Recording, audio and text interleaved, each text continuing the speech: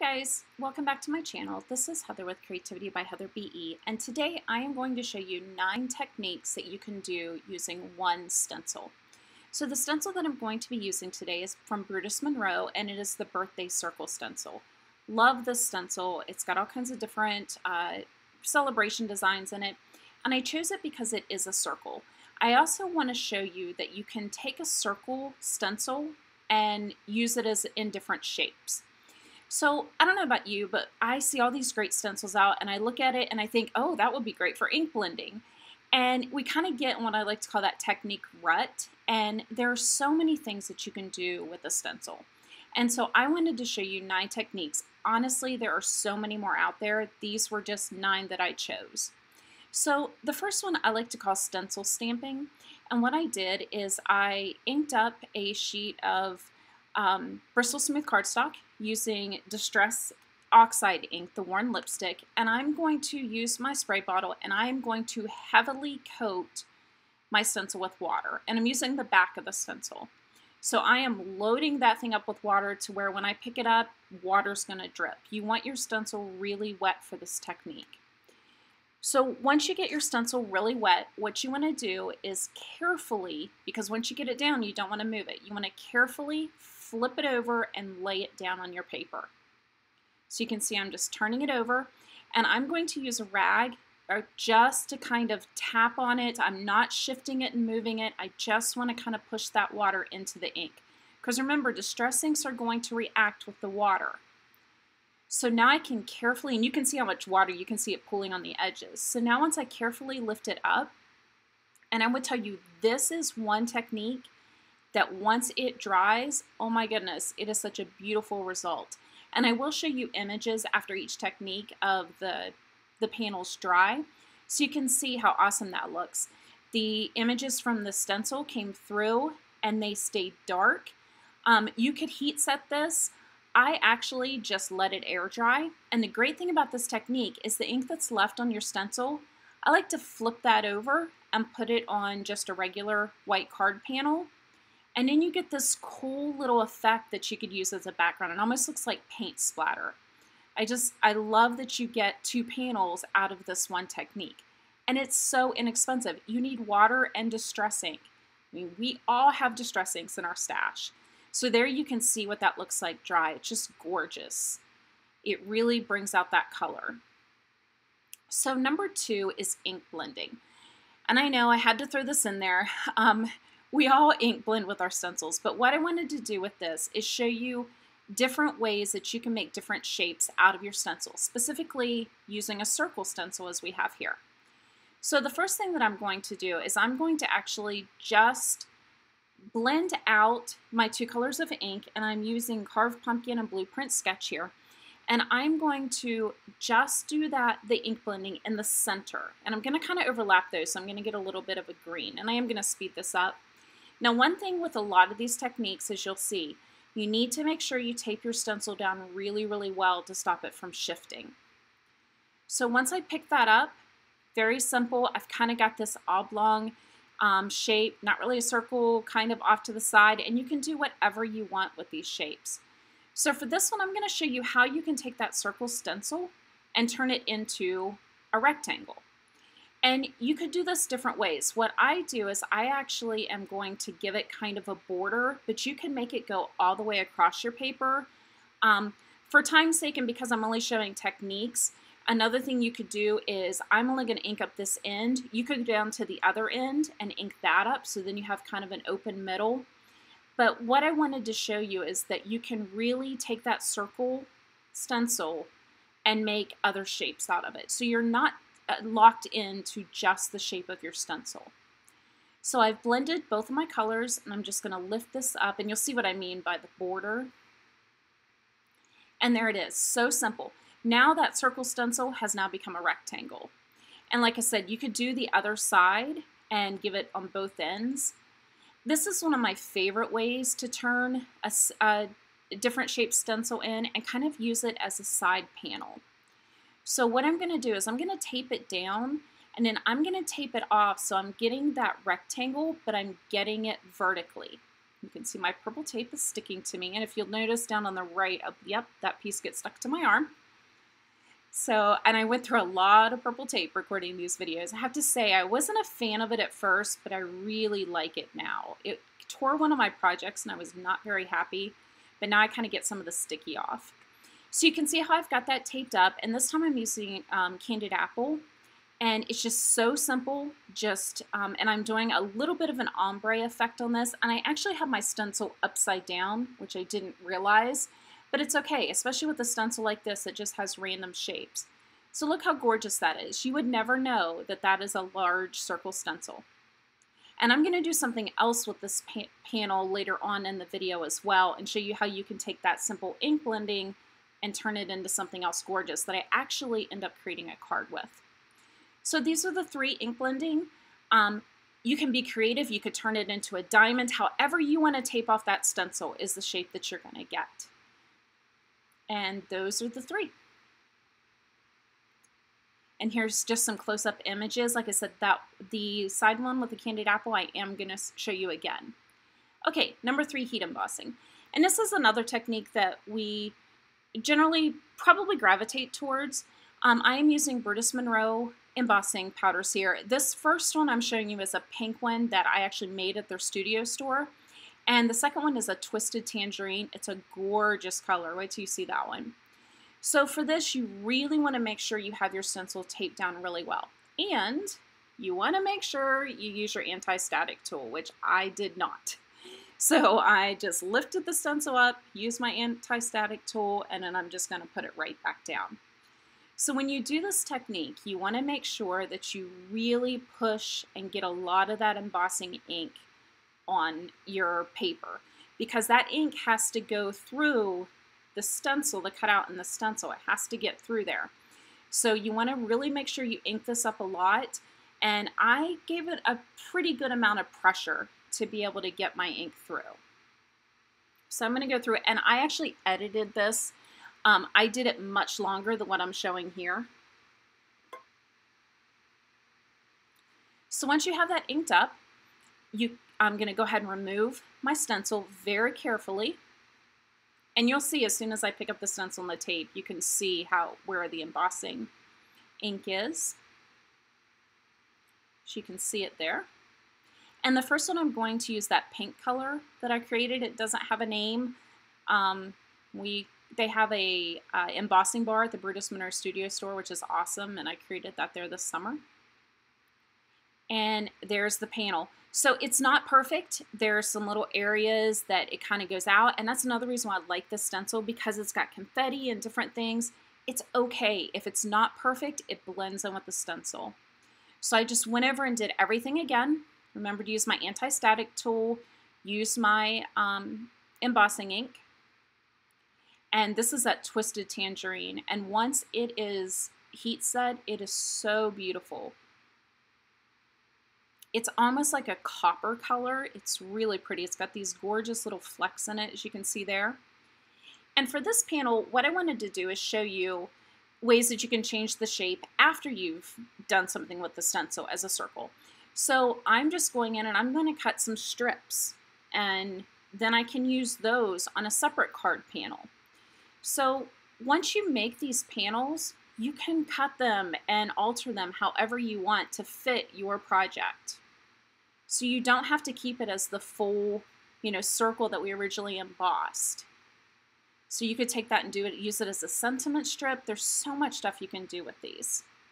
Okay, number 4, glitter. Disclaimer, I am not a fan of glitter. I love the way this comes out, and I like glitter. It's just such a mess. I had glitter everywhere when I was done with this.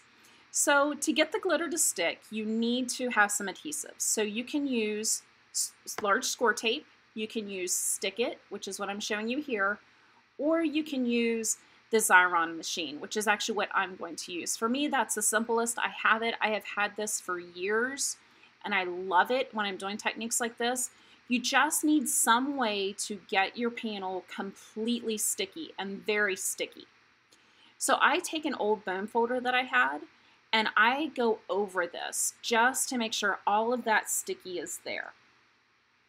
And the glitter that I'm using is, the first one is a Nuvo glitter. It's called Pink Diva. It's gorgeous. It's got like gold flecks in it. And then for the outside edge, I'm going to use Elizabeth Craft's Solar Gold. And I did make another panel off camera where I used a purple Nuvo, and I'm not sure, I'll have all the products will be linked below and on my blog. And then I used like it was an icicle color, I believe, from Brutus Monroe, and I'll show you a picture of that. So I'm trying to minimize some of the mess here, and I'm pulling off my panel. And one of the tricks that I'm going to show you here that I got from watching a Jennifer McGuire video, and it is such a smart idea, is to take some embossing ink and ink up your stencil, because that's going to stop it from sticking to your paper, because this paper is so sticky and you don't want to rip your stencil or not be able to get it up once you get the glitter on. So if you take embossing ink and put it on your stencil, the stencil picks right up. So I'm going to put my stencil down, and I would tell you I probably did a lot of extra taping and steps like this for this technique, because I was really just trying to minimize. Glitter, like I said, it's gorgeous. It just goes everywhere, and it's really important to me to make sure that I burnish it in really well, which is what I'm doing here, because I don't want the recipient of my card to get a card that's going to have glitter coming off, because some people really don't like it, and it takes away the happy mail when they're irritated because now they have glitter all over the place. So I'm going to carefully remove the purple tape that's on the edges here. And what I'm going to do is, once I pick it up, you'll see that the glitter is going to be on the areas of the panel where the stencil was. And you could leave this like this, and honestly, I kind of like this panel better without the gold. And then what you could do is take your anti-static tool, whether it's the anti-static buddy bag or the little brush one, and just go over that, and that's going to remove any of that sticky. So you could leave the panel just like this. So what I did is I took the Elizabeth Crafts Solar Gold, and I just put it all over the stickiness around the little objects from the stencil. And this step is very important. Once you're done working with the glitter and you've got everything you want on your panel, it's really important to burnish that in. So like I said, I use an old bone folder that I have, and I'm using a lot of pressure here to really get that off. And you can see the results are beautiful if you can get past the mess of the glitter. Okay, number 5. This is one of my favorites. I love the results of this. If you've not tried foiling, oh my goodness, you're missing out. And I think I'm going to do a video, just quick tips of foiling for those of you that have not. It is amazing. And this transfer gel is fabulous. So what foiling is when you use some type of adhesive substance, and then you take sheets of foil like I'm showing you here. And a lot of that, the purple one there is by Wow. I think I got that from Simon Says Stamp. And the rest of these are Gina K. So Therm-o-web is generally the company that makes these. And they've partnered with Gina K. And these are some of the foil colors. She also has what are called foil mates. So it's laser printed cards that you can just put foil over. You do need some type of laminator or some way to heat it. And I will tell you, the laminator that I have, I bought 12 years ago at Staples. I think I paid $50 for it. And I'm a teacher, so I use it a lot, and it still works fabulous. So don't think you have to go out and purchase one of the very expensive, just for crafting laminators, because you don't. So I'm going to use a palette knife, and what I'm doing is I'm just putting a layer of this on my stencil, and you want to make sure your stencil, once again, is taped down really well. This transfer gel has a consistency, it's almost like a mayonnaise or like a thicker sour cream. It doesn't have any like chemical type smell to it, which is nice. And you want to make sure you scrape everything off and just pick that up and put it back in your bottle. So once I get the tape off here, you're going to see it's going to look kind of milky white. And once it dries, it will dry completely clear, and that's when you can take the foil on it. So I have a panel that I actually did a couple days before this that I'm going to foil up for you as well and show you what it looks like. And I'm going to show you the one that I just did here in a moment and show you where you can still see some areas that it's not dry, like this one. So you can see in the balloons and stuff up there where it's still not completely dry. So I don't want to foil that one yet. So what you do is there's a piece of parchment paper. You can just use a piece of copy paper. It's just something to put it and protect it and make sure it's folded. And then I put a piece of paper in there just as like a little shim, just to kind of make it a little tighter. And I am using a sheet, I believe it's pink rainbow. Like I said, I'll have the colors and everything listed below. And you just want it to be a little bit larger than whatever you're trying to foil. And so I'm going to cut this off, and something with foiling, save every little piece that you cut, because I'm going to show you in the second one, I'm going to do strips. You can use little pieces of foil for everything, so don't ever waste it. So what I'm going to do is I'm going to put it inside of my little pouch here, almost like a sandwich. And I've got my laminator hot, and it's important that your laminator is really warm. Once that light comes on, leave it on, let it heat up for another 10-20 minutes. So you don't have to wait for it to cool. Once I open it up, and you can see the impression it's making already. And it's so awesome. It's like when you heat emboss for the first time and you see it melting, to be able to take it off and see the foil that went onto your design. And it's just gorgeous. It's so simple and relatively inexpensive. The foils are not very expensive at all. The gel, I think, was $8.99, and that jar will last forever. And look at the results. Get these beautiful foiled look, and it will not come off. That foil is on there. It's not going to scrape off. So this is the panel that I did on screen. So what I did is I cut a bunch of strips in rainbow order, and you'll notice that they're overlapping. So one thing with foil is whatever's on the bottom, that's what's going to foil. So you can put another piece on top, and it's not going to foil it double, which is nice because then you don't have to line these up perfectly. So I'm going to put it in my paper, create my sandwich, and I'm just going to take my scissors and cut those edges off. And I am going to keep all of those little edges because I can use them in other projects. So I'm going to put it through my laminator.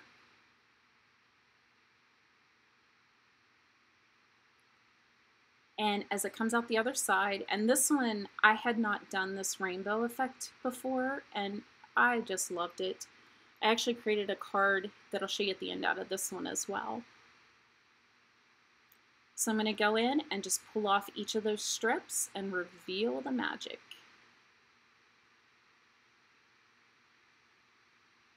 And you can see it gives that gorgeous effect. Where I had the green overlapping, it didn't. Look how beautiful that rainbow effect is. Now I had an area on the bottom there that I'm going to go back in, and I'm going to just cut a strip of red and put that at the bottom, and I'm just going to refoil it. You can put that foil back through. It's not going to ruin it. It's not going to hurt it. And it's not going to refoil. So that red is not going to overlap and cover up the foil that's already there. So I don't have to cut that piece exact. So once it comes through, then I'll have my red on the bottom. I originally thought maybe I'd cut that off, but I thought I already have my laminator, my foil out. I decided to just go ahead and do that on the bottom. So I'm going to pull that off. And there's the bottom part.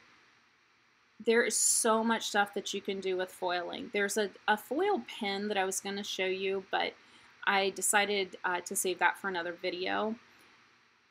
And look how beautiful that is. And you can see the stripes there on the pink one. That's because some of that gel had moved, and so it's going to foil whatever is there.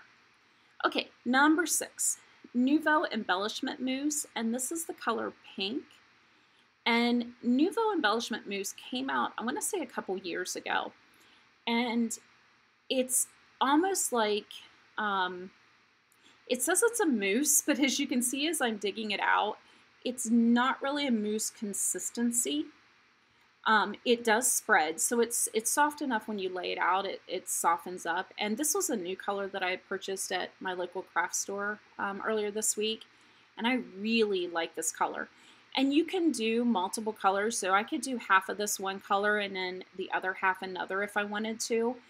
Just to show you the technique, I decided to just keep it all the same, and you're pretty much doing the same thing we were doing with that transfer gel. You're just covering it on, smoothing it out, and making a very thin layer. And this is going to give you texture. So once this dries, it's going to actually be raised. So it's going to leave a texture on your card that you can use as a background. And you could just take this panel and put a sentiment strip across it, and you've got a card. And there's so many colors of this mousse as well, and you can see how beautiful that is. Very simple, took me what, a couple minutes to put that on. Now you do need to let that dry, and here it is after it's dried. It gets more intense and it almost gets a little bit of a shine and gloss to it. It's not rubbing off, it's not getting on my hands. It's just gorgeous. And they have many colors to choose from if it's something you're interested in. And it's inexpensive. I think it's like $7, $8 for a jar, and that jar will last you forever. Okay, so moving along to number 7, this is surface sprays. And I am using the surface sprays from Brutus Monroe. I am using Rouge and Oz, and let me tell you, the Oz is gorgeous. So what I'm doing here is I actually am taping my stencil from the back because I am going to spray this. So to get rid of my sticky, I'm just going to take my embossing bag, and this is what I was telling you could do with the glitter. And I'm just running it over it. It's just powder, so it's going to remove the adhesive. So that way nothing's going to stick to it and my paper is going to be stuck to my stencil. Now, whenever you use surface sprays, there are other companies that have these type of sprays. Couple things. You want to always shake them really well. The other thing is you want to spray them in a box.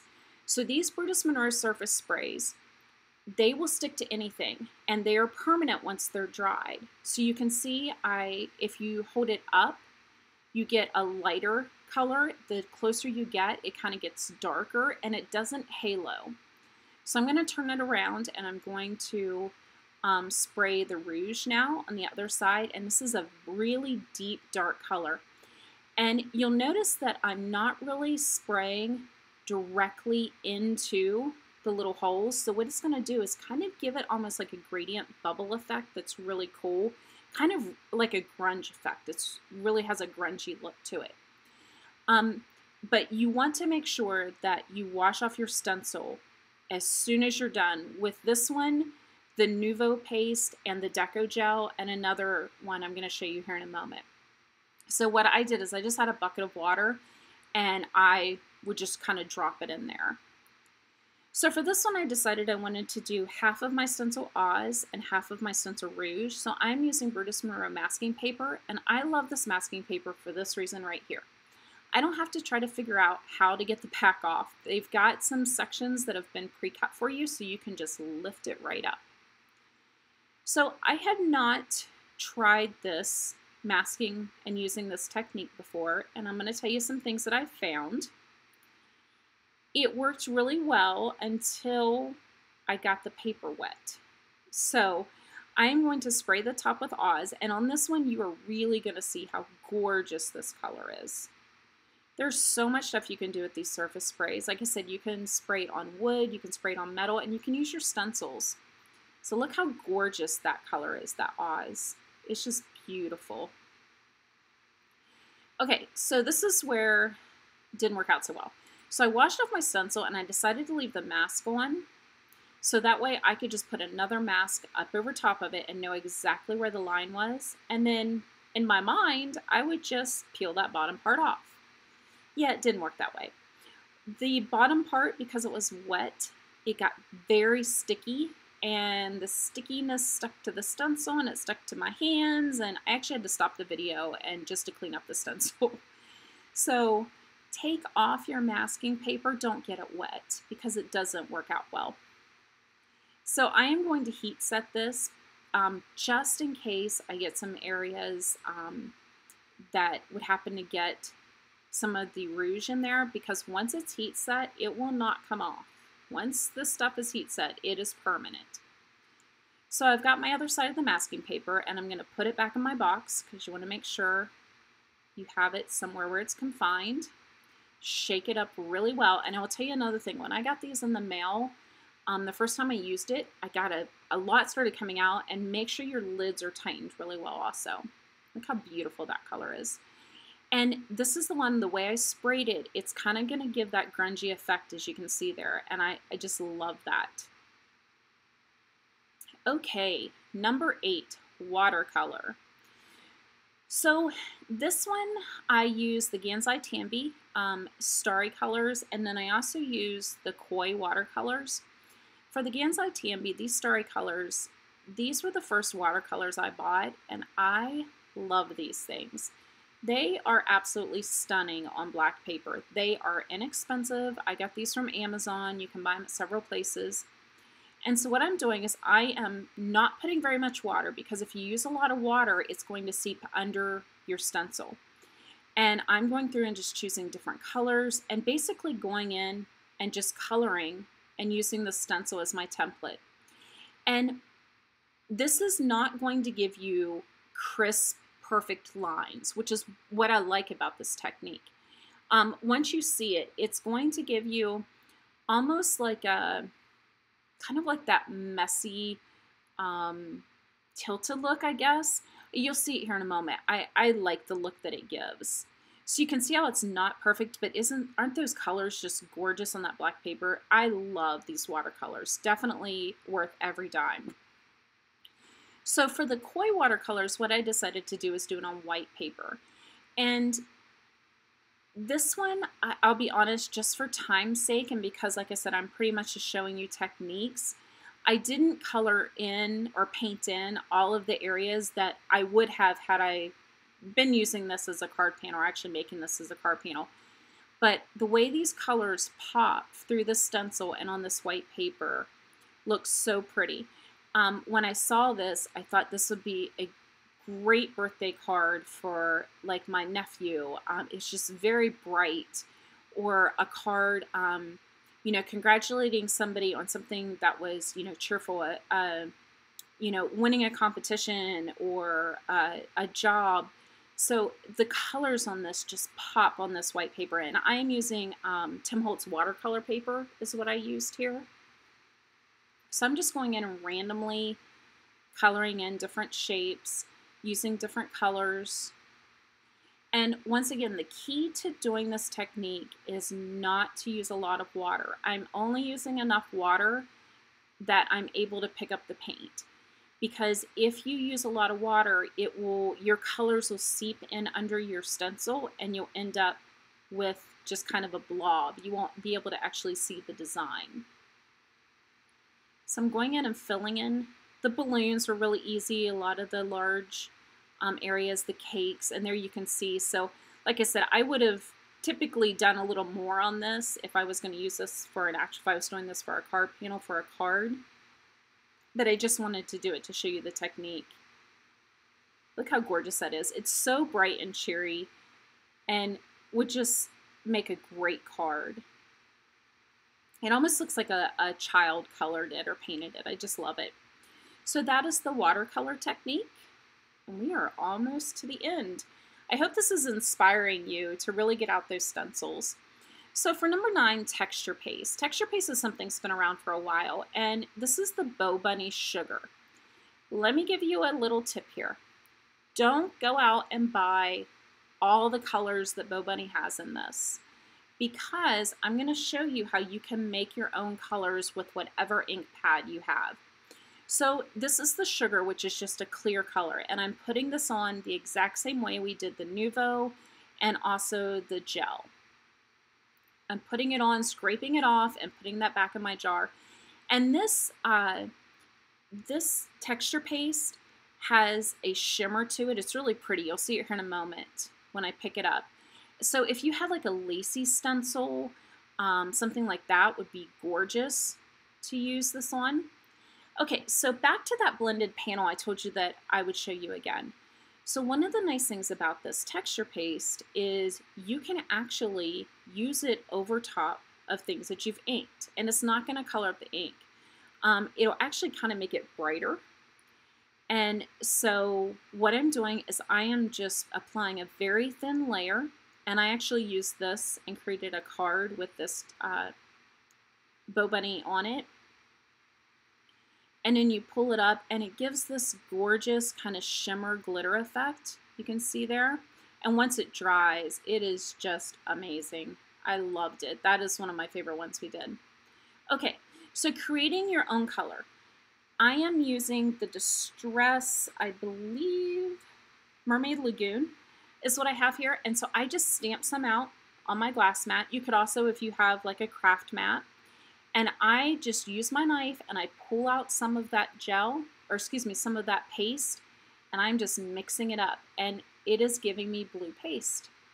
So there's no need to go out and buy all those colors. Just buy the sugar color and then mix it with whatever ink you have. And this works with any ink. It doesn't just have to be the Distress or Distress Oxide. It just happens to be what I grabbed. You can use any ink that you have. And what I like about this is, so I'm putting down that blue. Now this is, I made a mistake there. Wipe off your knife before you put it back into your plain sugar. But I was able to scoop it out all out. But yes, make sure you wipe that knife off first. So I'm adding more paste, but I didn't add any more color. So what it's gonna do is it's gonna allow me to do an ombre effect. So I've got the darker at the bottom where I really had a lot of the ink concentrated, and then at the top, it's going to be a lot lighter, and you'll see the ombre effect once I pull this off. With this glitter paste, it will dry and harden. So this is another one. You have to make sure you get it off your surface, off of your little knife, and also off of your stencil, because it will harden up on your stencil quickly. So make sure, that's why I cleaned all that stuff off before I even took the tape off. I also set this stencil this time at as a diamond shape, as you can see there, just to use it as something different.